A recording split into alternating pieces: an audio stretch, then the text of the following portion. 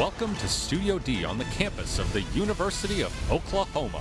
This is Sooner Sports Pad. And now, here's your host, Shiloh Sellers. Hello and welcome to this special edition of Sooner Sports Pad. We're bringing you the spooky edition. I am Baker Mayfield tonight, and standing next to me is Christian Unley, dressed as the Great Value Idris Elba. And over here is Sam Brown as everyone's favorite dad at Disney World. Guys, who is joining us in the crowd tonight? We are joined by the scholarly students of the Gaylord College at the University of Oklahoma. Hey, they're very loud, very fired up, and it's a good thing they are because we've got a senior outfielder, from the Sooner baseball team. Brady Harlan is in the house tonight. And later on, Sooner Sports Pad Zach Dia takes a look at the soccer story that's making waves on and off the pitch. Plus, the OU football team has a week off this week. Christian and I will talk about what they need to improve upon. It's not much. Now, it wasn't the outcome we were looking for, but who better to sum up this past game and this coming week's focus than the head coach himself, Lincoln Riley. There's everything left out there for us, and we know that, and so, we can't listen to all the noise on the outside. We got to do a good job of getting ready for the next one and learn from this, and we've always responded well when we've had a tough one like this, and I would fully expect that this team will do the same. The Sooners walked out of Bill Snyder Stadium with their first loss on the season. Packed is an understatement when describing the Wildcat homecoming crowd on Saturday. Despite an early lead of 10-0, K-State's first-ranked Big 12 defense was able to hold OU to 3 first-half field goals to keep the game close. A few missteps and the Sooners fell behind for the Wildcat upset 48-41.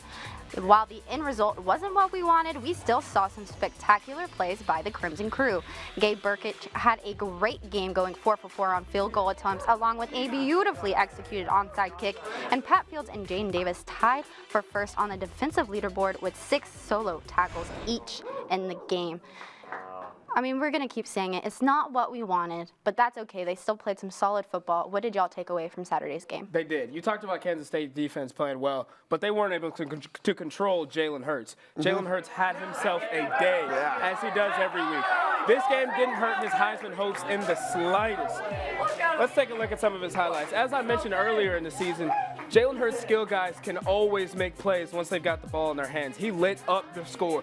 Jalen Hurts went 19 of 26, 4 touchdowns, an excellent afternoon. Hey, listen, when this guy play breaks down, he is so impressive. That's when he plays his best. Time and time again, he's forced to hit his 3rd, 4th reads and find guys downfield, and that's exactly what he's done. But Gabe Burkett, that is another highlight for this team. He's been so impressive. This guy has undoubtedly bought himself a starting job. I guarantee you will see him in seasons to come, games to come, knocking down clutch field goals upon clutch field goals. I'm so impressed with Gabe Burkett's done, and we're going to see number 47 around for a while, I promise. Yeah. First 4 field goal games since Michael Honeycutt back in 2011. I mean, it's been a while. Michael Honeycutt, there's a name for you. Yeah. On the defensive side of the ball, I mean, Kansas State's game plan was always going to be a really tough task for the Sooners defense, but there are some positive things that you can take away from this game. Despite struggling for the first 3 quarters, the Sooners only allowed 7 points in the final frame. Skylar Thompson and the Wildcats were held to just 55 yards and 2 first downs as the Sooners nearly pulled off what would have been an incredible comeback. They showed flashes of the improvement that they've had all season long up to this point, where we thought they were an improved defense, obviously, but they just couldn't put together a full 4-quarter game. Simple as that. After the game, Lincoln Riley and Alex Grinch both said the players kind of lost trust in each other as the game went on. But that's something that can be regained as the season goes on. So 100%. if you're a Sooner fan, not all hope is lost in my eyes. They still got plenty of time to get back on track. They regained trust in the 4th quarter. We saw it. They shut him down. Sooner soccer took on the Cowboys in their Bedlam battle, and volleyball traveled down to Lubbock for their game against the Red Raiders. Christian, Sam, how'd they do? Unfortunately, the Sooners did drop their game against the Cowboys, but it's all right. It's all right. Any team will experience highs and lows. We've seen it with the football team now, and I promise you the highs are just around the corner for this soccer team. Kaylee Dow has been lighting it up, 13 goals on the season, but I'm not going to harp on her too much. Sooner Sports Pad Zach Verdia will touch on that a little bit later. But listen, at home, this team is 4-2-1.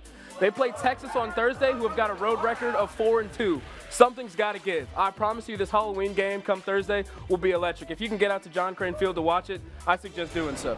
It'll be a big one. They're a fun team to watch. Always a hard-fought game every time the Sooners play. So. They've been to overtime 7 times. That's insane. 7. Yeah. Hey, the volleyball team, meanwhile, was in Lubbock, Texas over the weekend, taking on the Red Raiders. They're saying down there is wreck 'em Tech, but that's actually exactly what the Sooners did. They wrecked Tech. Another win for the Sooners, their 3rd straight Big 12 win, and a gritty 4-set win over the Red Raiders. 4 Sooners finished with at least 10 kills, and both Kylie McLaughlin and Ashlyn Dunbar tallied double-doubles on the day. That win pushed them to 14-5 on the year and 6-0 in 4-set matches. You talk about a team that wins those gritty competitions. That's the volleyball team right there. They're finally in the top 25 this week. I'm shocked it's taken them so long, but they're going to get a chance to prove themselves this Wednesday here at McCaslin Fieldhouse when they host #1 Baylor Bears. Make your way out to McCaslin Fieldhouse. That's a fun game to watch. Wednesday's a big day at McCaslin Fieldhouse. You should be there. Soccer season is winding down. Sooner Sports Pad's Zach Verdea shows us one player that's getting some national attention when we return.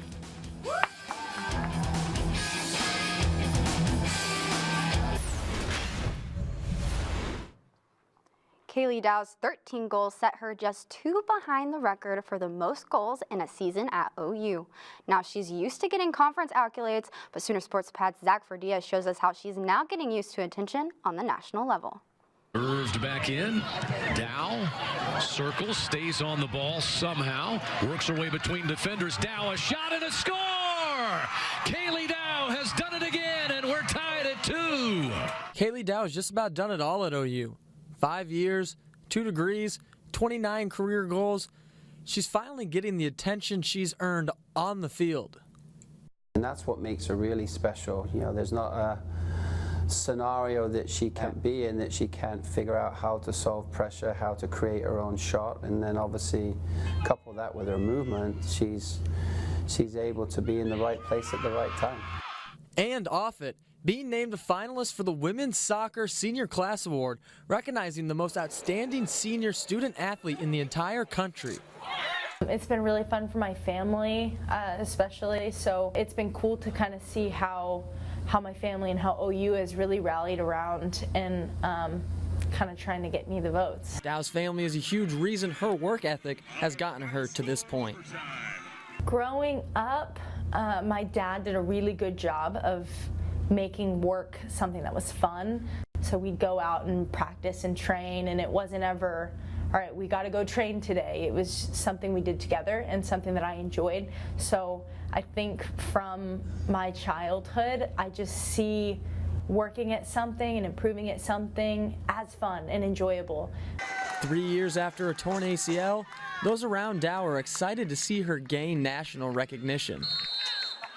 Seeing her nominated for this award is awesome just because I'm a senior too, and like having that girl by my side, like on the field, like we look at each other and we know we're going to try to get some stuff done. The fact that she's up for this award is because of the person she is before the soccer player. Obviously she's a talented soccer player that's going to go down in the history books of OU soccer, and I'm just really pleased that she's getting the recognition on a national stage. Sooner Nation is trying to make sure that number 11 goes down in the history books. Everyone on the team is pretty much just logging on whenever they have free time and voting as many times as they can back to back. And also, like, I think the community around, like, it's not hard to notice that Kaylee's like making a difference on this team. So I think just coming to a game, people realize that she's a real deal and want to vote for her. Kaylee Dow is one of 10 seniors nominated for this award, and you at home can help decide who wins right now by logging on to seniorclassaward.com or finding the link on any of OU Soccer's social media pages. Zach Verdea, Sooner Sports Pad. With 35 homers last season, not only will he catch you when you're down, but he'll hit you around. Help me welcome outfielder Brady Harlan. How you doing? Thanks for coming on, buddy. There you go. Hey, we'll start off talking about the Halloween game, which unfortunately was canceled due to weather conditions. However, on Wednesday, when the volleyball team takes on Baylor, you guys are going to have a little carnival fest. Can you tell us a little bit about that, what fans can expect? So this is pretty recent. So at the volleyball game, there'll still be games going on. Everybody's going to be in costumes, having a good time. But we just want everybody to come out, just have a good time with us, and celebrate the cause that we're promoting. For the children. For the children. Sure. So you're a senior now. You've had a lot of time throughout college. Where do you feel like your game's improved the most in your 4 years? Well, we talk a lot about the mental side of the game. So I was actually lucky to play underneath Augie Garrido. For those baseball fans, he's known as one of the best college baseball coaches, and he talks about the mental game all the time. And then I actually only played there my freshman year, so I had some time off. But coming back into it, it's been really helpful. We talk about it all the time during practice. But that, to me, talent only goes so far, and you have to work on the other things. Yeah, there you go. Talking about an old coach, how about your coach right now, Skip Johnson, in his 3rd year with the program? What have you learned from him in the last couple of years as a Sooner that you can take over with you for your senior year? So I actually just came here this past spring, so getting adjusted to his coaching, how he likes to coach. But he was under Augie as well, so he talks a lot about mental side too. But this year we're really trying to harp on that even more. We've been having help with a sports psychologist. He's been talking to us a lot, and I think that this year we could actually have a really good chance because we have a lot of returners and just experience on the field. Look out for the baseball team. Sooner fans might have to look out for that. Yeah. The mental side of sports is a very underrated topic, and it's very important. I think Shiloh's got an audience question for us. Yeah, Brady, I'm here with Marissa, and she's got a question for you. Yeah, so I'm wondering if you have any like pre-game rituals or any kind of superstitions. Oh, good question. Well, for me, I don't know why, I always eat a banana before the game. Always eat a banana. And then definitely got to listen to some country music, too. Yeah. Oh, yeah. There you go. Got to get you in the moment. Up next, Christian and Sam are going to tell us what they think the Sooners should focus on in this coming bye week. Don't go anywhere.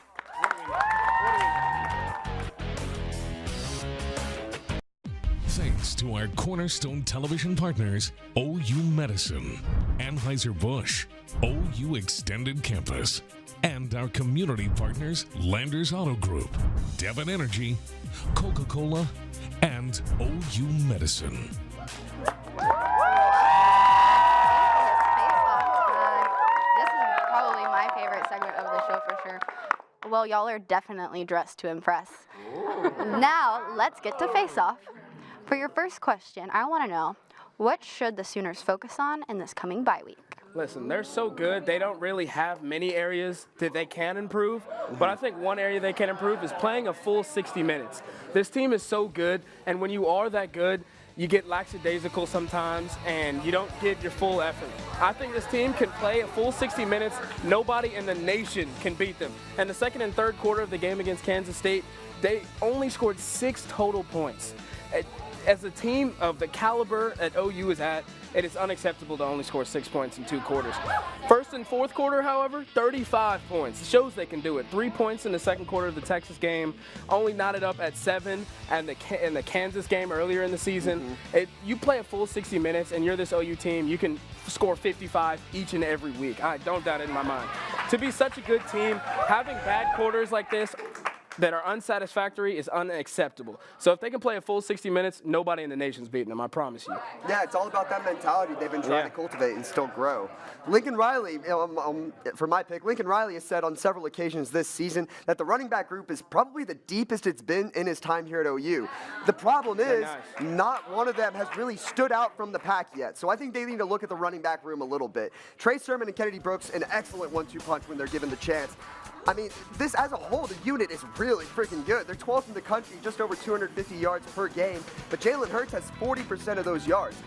Later on in the season against better defenses, there's only so many beatings he can take.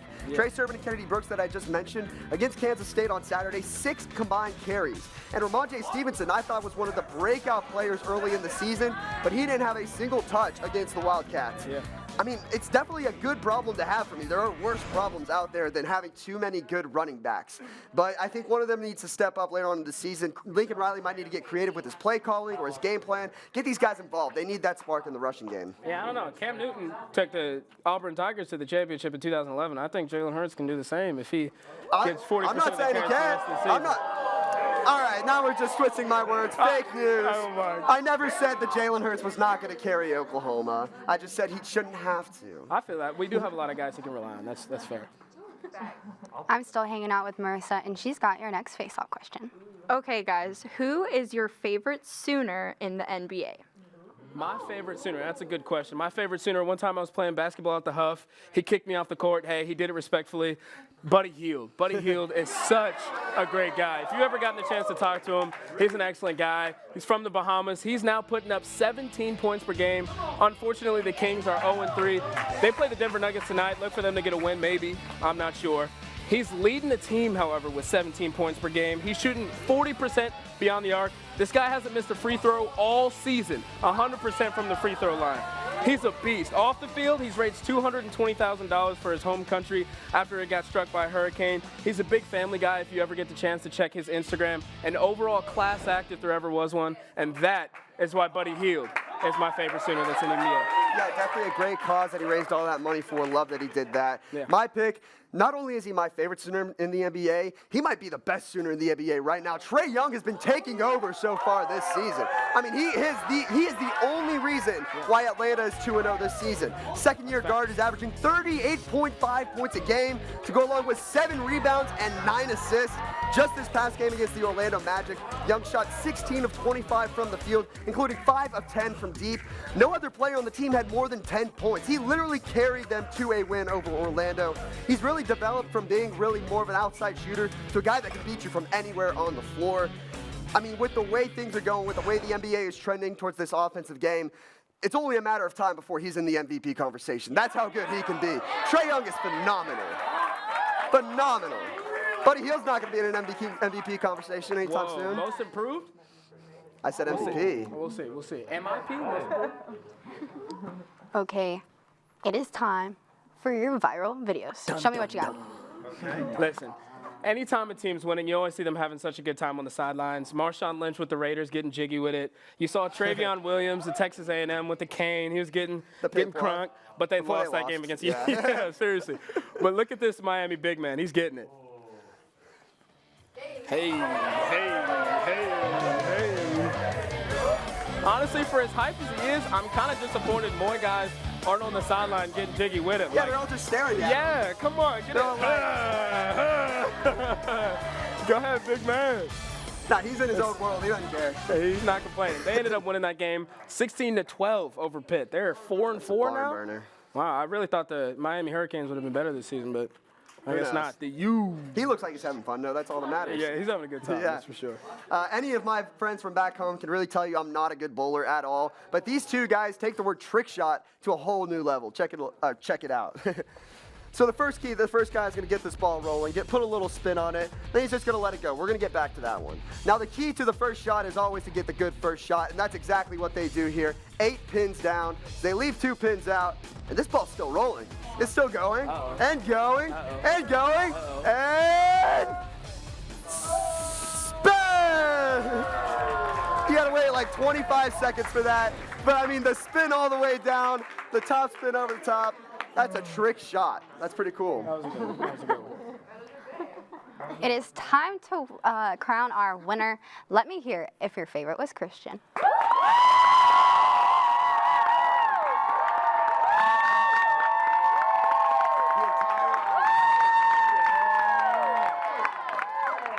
Very loud, very loud. Now let me hear it if your favorite was Sam.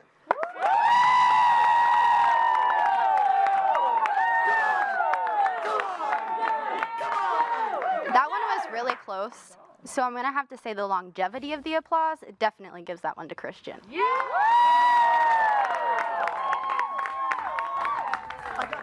Will they get tricked or will they enjoy a delicious treat? We'll find out after the break. Looking ahead this week, tomorrow men's basketball jumpstarts their season against Southeastern Oklahoma. Then on Wednesday, volleyball will host the Baylor Bears here in Norman, and soccer will battle the Longhorns on Halloween night. Rounding out the week, softball will take a swing at UT Arlington on Friday.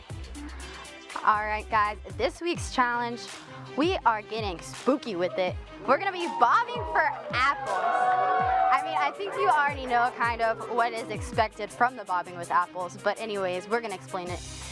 You're going to get 1 minute to bob for the most apples as you possibly can. Christian, you got a hype man, so I'm going to be Brady's hype man. All right. Let's do it. I'm confident. Are y'all ready? Yeah. Get set. Bob. Let's go. Oh. You got it, Brady. You got it, Brady. Go for the stems. Go for the stems. Don't drown. Don't drown. All right, Sam. He's got his sunscreen coming off. Go for the stems. Go for the stems. You got it. You got it. Bite the stems. Bite the stems. There you go. There you go. Perfect. No, I get the stem. Get the stem, Brady. You got it right here. Yeah, Brady. Yeah. We're going to have a draw. Oh, wait. He's got one right there. All right. Get the stem. Get the stem. This is the greatest game we've had. Sam is getting fully in there. Holy crap. All right. He's got 3 apples, and I'm in the splash zone. You got it, Brady. You got it, Brady. We're comeback kids right here. You got it. Yeah. Go for the stems, Brady. You got it. Nice and easy now. You're going to come back. It's going to be great. Oh, 3. He tied it up. Sam, all right, guys. 10, 9, 8, 7, 6, 5, 4, 3, 2, 1. And Brady, you tried hard. You had a comeback coming. How do you feel about this game? Well, that was really difficult. I've actually never done that before, and I give him mad props for that. All right, guys. Wow, you made a mess, an absolute mess. Make sure to be following us on Twitter, like our Facebook page, and in true Baker fashion, there's only one way to end a game, and that's like this. Good night, everybody. Good night.